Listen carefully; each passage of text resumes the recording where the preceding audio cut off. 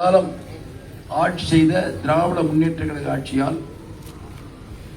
எல்லா பொருள்களும் விலையேறிய காரணத்தினால், சட்டம் ஒழுங்கு பாதிக்கப்பட்ட காரணத்தினால் ஒவ்வொரு குடும்பமும் பல்வேறு நிலையிலே சிரமப்பட்டிருக்கிறது என்பது புரிந்துதான் ஆட்சி பொறுப்பிற்கு வந்தவுடன் ஒரே தவணையாக ஒவ்வொரு குடும்பத்திற்கும் அந்த குடும்பத்தினுடைய தலைவி அவருடைய வங்கிக் கணக்கிலே 10,000 ரூபாய் செலுத்தப்படும் என்ற வாக்குறுதியை நாங்கள் இங்கே வைக்கிறோம்.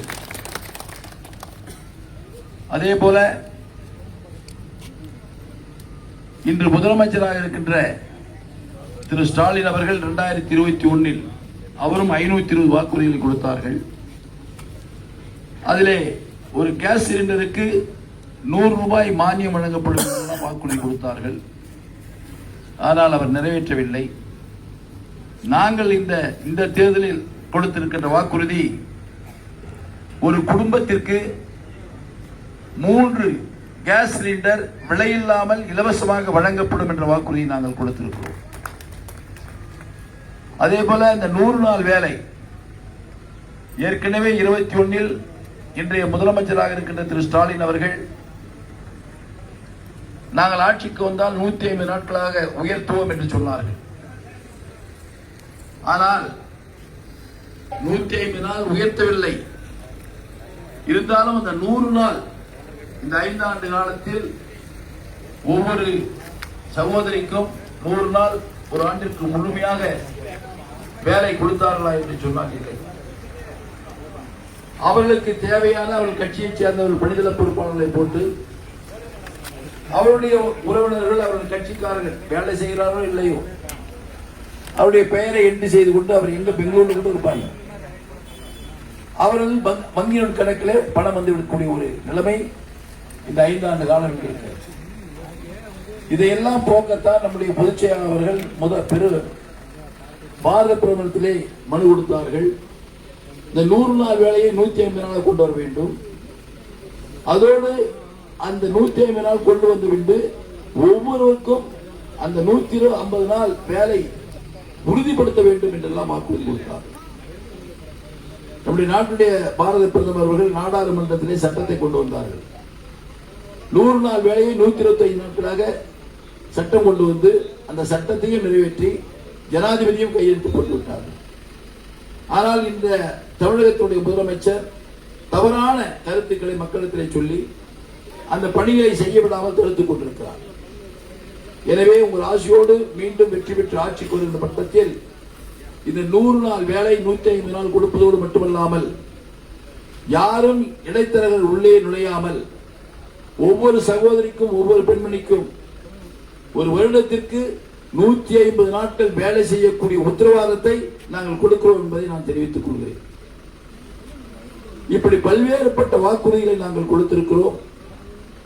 அந்த வாக்குறுதிகள் நிச்சயமாக ஆட்சிக்கு வந்தவுடன் நிறைவேற்றுவோம். திராவிட முன்னேற்ற கழகத்தை போல வாக்குறுதி கொடுத்துவிட்டு காலம் கடந்து அதை நிறைவேற்ற மாட்டோம். திரு ஸ்டாலின் அவர்கள் எதிர்கட்சியில் இருந்த பொழுது ஆட்சிக்கு வந்தால் ஒரு குடும்ப தலைவிக்கு உரிமை தொகையாக 1000 ரூபாய் கொடுக்கிறேன் என்று சொன்னார். ஆட்சிக்கு வந்தது 1 மாதமானது, 2 மாதமானது, 6 மாதமானது. சட்டமன்றத்தில் நாங்கள் கேள்வி எழுப்பினோம். நீங்கள் 100 ஒரு குடும்பத்திற்கு 1000 ரூபாய் கொடுக்க என்று சொன்ன காரணத்தினால்தான் ஒரு % வாக்குகள் உங்களுக்கு கூடுதலாக வந்ததால் வெற்றி பெற்றீர்கள். அப்படி வெற்றி பெறுவதற்கு காரணமாக இருந்த நீங்கள் கொண்டு வந்த அந்த திட்டத்தை உடனே நிறைவேற்றுங்கள். எல்லா குடும்ப தலைவிக்கும் 1000 ரூபாய் வங்கியிலே செலுத்துங்கள் என்று சொல்லி பார்த்தோம். 1 வருடமானது, 2 வருடமானது. நாடாளுமன்ற தேர்தல் வந்தபோதுதான் அந்த 1000 ரூபாய் கொடுத்தார். நாங்கள் அப்படி அல்ல. 2011 புரட்சி தலைவி அம்மா அவர்கள் உலகத்திலே வாக்குகளை சேகரித்த பொழுது ஒரு வாக்குறுதி கொடுத்தார்கள். வெற்றி பெற்ற ஆட்சிக்கு வந்தால் ஒவ்வொரு குடும்பத்தில் சகோதரிக்கும் விலையில்லாத மிக்சி, கிரைண்டர், ஃபேன் வழங்கப்படும் என்று வாக்குறுதி கொடுத்தார்கள். ஆட்சிக்கு வந்து 1,76,00,000 குடும்பங்களுக்கு முறையாக வழங்கப்பட்டது. அதே போல்தான் இன்று நாங்கள் கொடுத்திருக்கின்ற 297 வாக்குறுதிகள் உங்கள் ஆட்சியோடு ஆட்சிக்கு வந்தால் அனைத்து வாக்குறுதிகளும் குறிப்பிட்ட காலத்திற்குள் அதை நிறைவேற்றுவோம் என்ற வாக்குறுதியை கொடுத்து உங்களுடைய மேலான வாக்குகளை கட்டளை சின்னத்தை வாக்களிக்க வேண்டும் என்று நான் கேட்டுக்கொள்வதோடு, இன்னொன்று, நம்முடைய மாவட்டத்தில் இந்த அத்துக்கட்டு மாடு விடுற நிகழ்ச்சி பெரிய நிகழ்ச்சி. நம்முடைய இந்த பகுதியில் எடுத்துக்கிட்டா டெங்கனிக்கோட்டை, தளி, ராயகோட்டை, சூளகிரி, வேப்பனப்பள்ளி, இந்த 3 தொகுதியிலும் ரொம்ப ஃபேமஸ். இந்த அத்துக்கட்டை சட்டபூர்வமாக கொண்டு வந்து நடத்துவதற்கு நாங்கள் சட்டத்தை இயற்றுவோம் என்று எடப்பாடியார் அவர்கள் வாக்குறுதி கொடுத்திருக்கிறார்கள். அது மட்டுமல்ல, இதில் விளையாடுகின்ற வீரர்கள் தவறி உயிரிழந்தால் அந்த குடும்பத்திற்கு நிவாரணமாக 10 லட்சம் ரூபாய் இழப்பீடு தொகை வழங்கப்படும் என்ற வாக்குறுதியை கொடுத்திருக்கிறார்கள். இப்படி இளைஞர்களுக்கான விளையாட்டுகளுக்கான அந்த வசதியை ஏற்படுத்தி கொடுத்திருக்கிறார்கள். அதோடு மட்டுமல்ல, படித்த இளைஞர்கள் வங்கியிலே கடன் பெற்றிருக்கிறார்கள்.